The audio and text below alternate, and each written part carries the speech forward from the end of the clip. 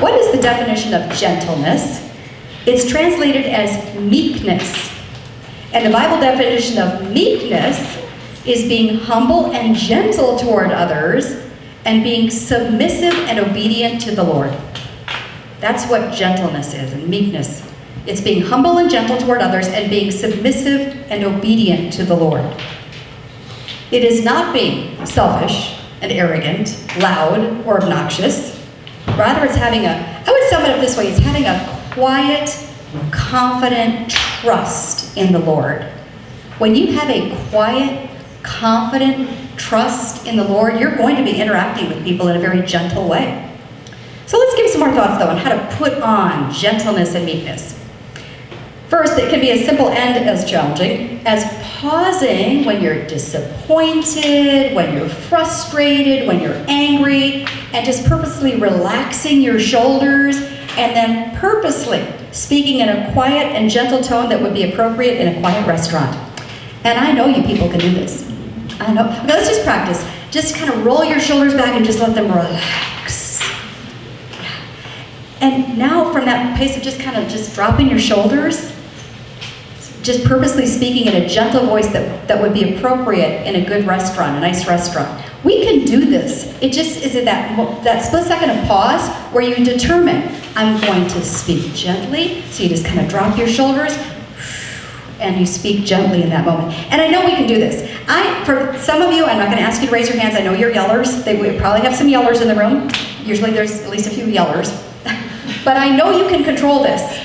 I once had a lady say, well, I can't control it. I said, well, you have a job. She says, yes. I said, so do you yell at your boss? Well, no. So you can control it. Because have you ever been angry with your boss? Well, yeah. But you don't yell at him. Well, no, because I get fired.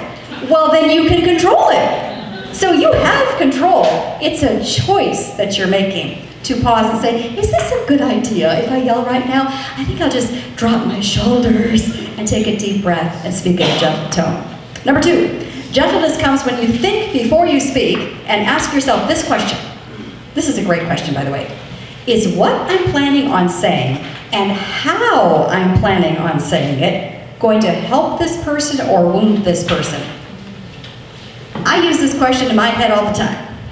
Because sometimes, even my husband, who is generally a wonderful person, can annoy me. There was a time today, right before, because these things always happen on the way to SOS, because that's just how these things happen, right? So I have great examples. So he's annoying me. He's had a bad day. Just all the little things go wrong. One of those days. And so he's just all grouchy and snarly, and I'm like, what is his problem? And I'm about ready to say, And then I thought, okay. And I asked myself that question: is what I'm about to say, going to help this person or wound this person? And it's like, you know what?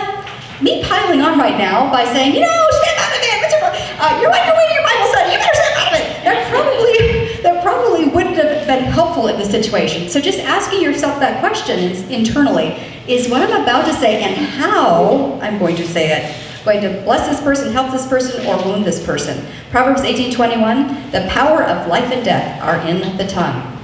And even if you're having to confront someone or establish a boundary, you can still do that in a gentle way. Is that not true? Even if you're mad, even if someone, you just caught your husband looking at pornography for the 100th time or whatever, and you're like, ugh, even then, you can drop your shoulders, relax a moment, and say, okay, I'm going to deal with this situation. I might have to draw a boundary, but I'm going to speak in a gentle tone of voice.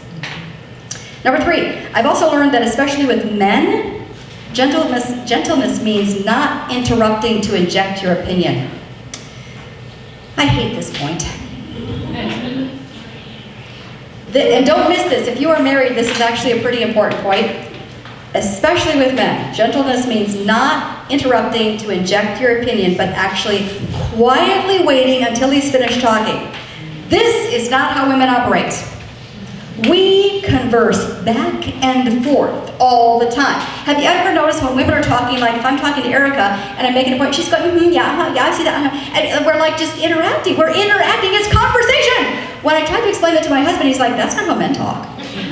You're supposed to listen until the person's done, and then you talk. Like, what? This is ridiculous.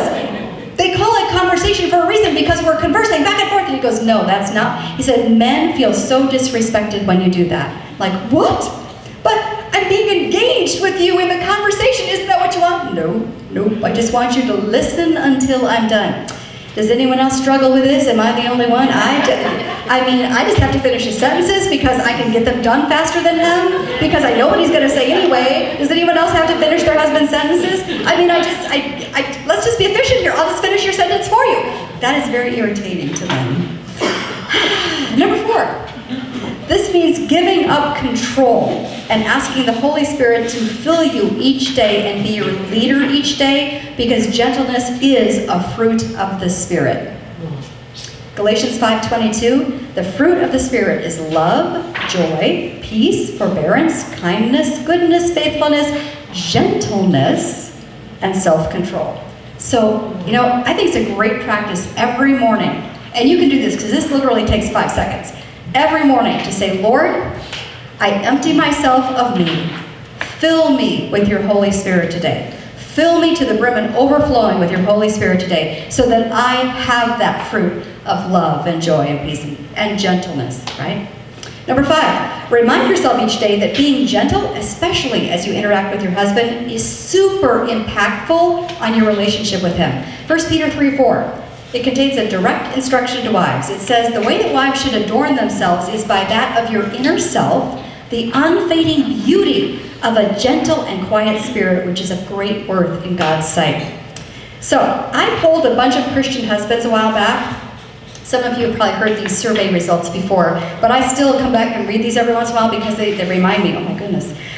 So I polled a bunch of Christian husbands, and I asked them 4 questions about this instruction in 1 Peter 3 about the wife being quiet and gentle, because I didn't really understand it. Like, what do they want? Their answers were really powerful. So I'm going to share a little bit of what they said. I asked, is this instruction still relevant today, or was it only important to the culture of 2,000 years ago? Surely it was just important 2,000 years ago. You don't want a quiet, gentle wife, do you really? Every single husband, 100% of them said it's still relevant today.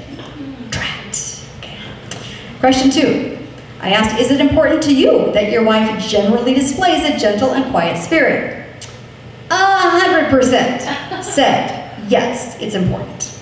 Question 3, can you explain what this gentle and quiet spirit would look like? Because I don't really know. So I'm going to give you several people's answer verbatim, and just listen, because they're just it's very insightful to hear what they said that they think this means. Okay, or what it looks like. Husband 1 said, it means that she is not hostile, argumentative, or pushy. I do not mean that wives cannot have a different opinion, nor do I think they should not defend their opinions if they believe in them. However, we are on the same team. That was husband number 1. Husband number 2 said, this gentle and quiet spirit means she is humble. Interesting. It means she trusts me and doesn't question me about all my decisions unless I'm acting in an absurd way. She is respectful, but she's not condescending either. Husband 3 said, a gentle and quiet spirit is always a good thing, and it's attractive to many men. I don't think this implies that women be required to be a doormat, though. A gentle and quiet spirit is one that is not contentious or argumentative. It has nothing to do with not expressing one's opinion. So we get to express our opinion, but we're not argumentative and pushy. Husband 4, a gentle, quiet spirit is calm in the face of challenges in daily life or in relationship. It represents faith and trust in God. Husband 5, a gentle spirit would look like kindness and thoughtfulness, not being demanding in an abrasive way. It would look like encouragement. And then he gave an example. Honey, I know you really struggle with this, but we can do it together while holding my hand. The gentle spirit makes me feel safe to engage in a conversation that I would otherwise just want to run from. Ooh, is that not interesting? Should I read that again? Yeah. The gentle spirit makes me feel safe to engage in a conversation that I would otherwise just want to run from. Interesting.